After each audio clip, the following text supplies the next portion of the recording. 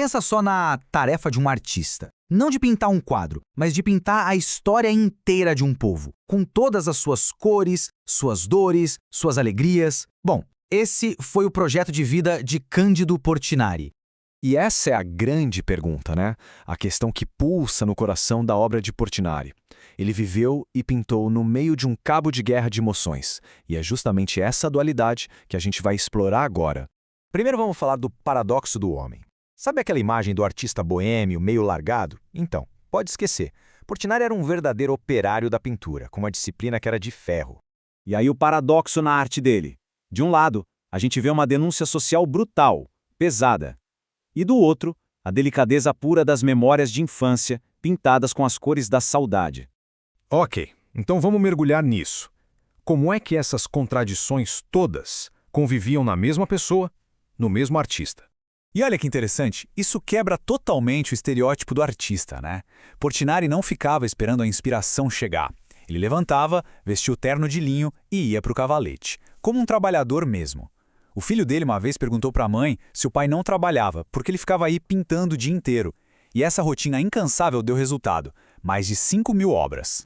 Mas de onde vinha essa urgência toda, essa necessidade de pintar o Brasil? A resposta, como quase sempre, está na origem dele. Ele nasceu ali, na terra roxa, no meio dos cafezais. Essa conexão com o trabalhador do campo, com o chão do Brasil, não foi algo que ele aprendeu em livros. Foi algo que ele viveu desde o primeiro respiro. A trajetória dele foi meteórica, do interior para a capital e da capital para a Europa. Mas a grande ironia é que foi justamente lá, do outro lado do oceano, em Paris, que ele realmente encontrou o Brasil de verdade. Lá em Paris, Portinari sentiu uma saudade imensa, um aperto no peito.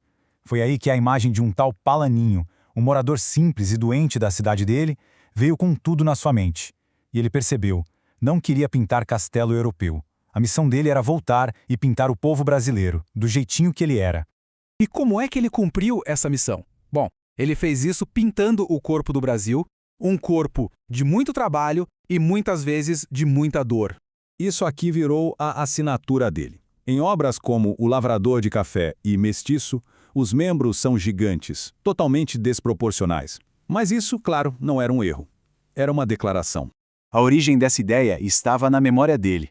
Ele se lembrava dos pés dos trabalhadores da infância, sabe? Pés disformes pelo contato direto com a terra, que contavam a história de uma vida inteira de esforço. Para ele, eram literalmente mapas vivos. Então, o ponto crucial é este.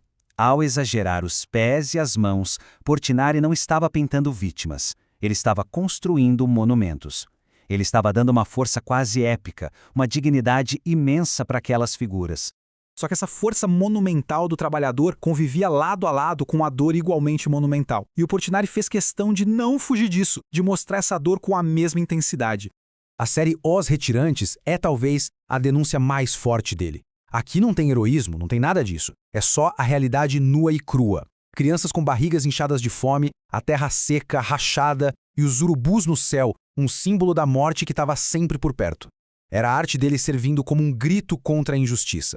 E toda essa jornada de pintar a força e a dor do Brasil chegou ao seu auge, ao trabalho máximo. Uma obra que exigiu dele o sacrifício final.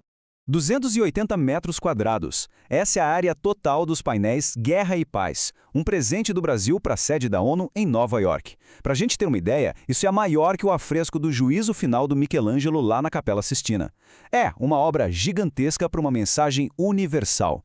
E a genialidade dele foi fugir do óbvio. No painel Guerra, não tem soldado, não tem tanque. O que tem é a dor humana, a mãe que perde o filho. Em Paz, não tem líder assinando o tratado. Tem a alegria simples da vida. Crianças brincando, gente celebrando em comunidade. Mas criar essa obra-prima teve um custo altíssimo. Portinari sofria de uma intoxicação gravíssima pelo chumbo das tintas. Os médicos foram diretos. Ou ele parava de pintar, ou ele morreria. E mesmo assim, ele aceitou a encomenda. Ele sabia que podia ser seu último grande ato. Era uma questão de coerência com a sua luta pela paz. E aqui a gente chega numa das maiores ironias da vida dele. O artista que criou a obra mais importante sobre a paz para a sede das Nações Unidas foi proibido de ir à inauguração. Pois é, o governo dos Estados Unidos negou o visto dele por causa da sua filiação ao Partido Comunista. E essa história toda de paradoxos, de sacrifícios, nos leva, finalmente, ao legado dele. Como é que essa obra imensa continua a ecoar até hoje? Ele morreu literalmente pela sua arte. O chumbo que deu cor e vida às suas telas foi o mesmo que o silenciou. Foi como se ele tivesse selado seu compromisso com o sacrifício de uma vida inteira dedicada àquela missão. O trabalho que ele deixou é uma imensa carta visual. É ensinado nas escolas, inspira artistas que hoje lutam por novas causas e, acima de tudo, continua nos mostrando quem a gente é. Ele não só pintou o Brasil, ele ajudou a definir o que é o Brasil.